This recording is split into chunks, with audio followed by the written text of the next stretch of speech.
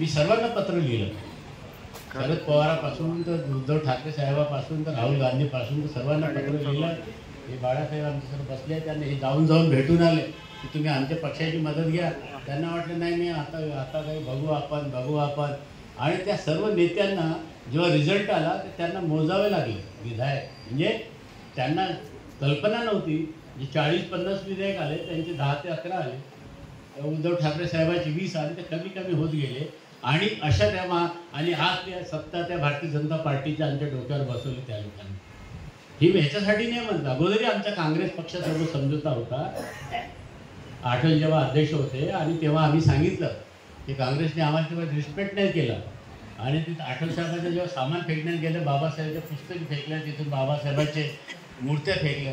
आम्ही त्यांना सबक शिकवण्यासाठी भारतीय जनता पक्षासोबत त्यावेळेस समझोता केला होता.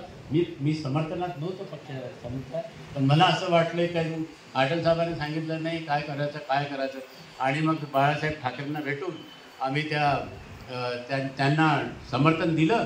आणि जे सरकार कधी येत नव्हतं भारतीय जनता पार्टीचं ह्या महाराष्ट्रामध्ये, हे आमच्या पक्षाने त्याला समर्थन दिलं, म्हणून तो फडणवीस तिकडे मुख्यमंत्री झाला होता.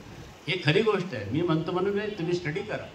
माझं असं म्हणणं आहे की जे आपल्याला पुरोगामी समजतात, जे आपल्याला समजतात पुरोगामी आम्ही, तर त्या लोकांनी कधीही बाबासाहेबांच्या पक्षाला निळा झेंड्याला डावलण्याचा प्रयत्न केला तर त्यांना ती जागा आम्ही नाही दाखवत, त्यांची जागा लोकच त्यांना दाखवतात.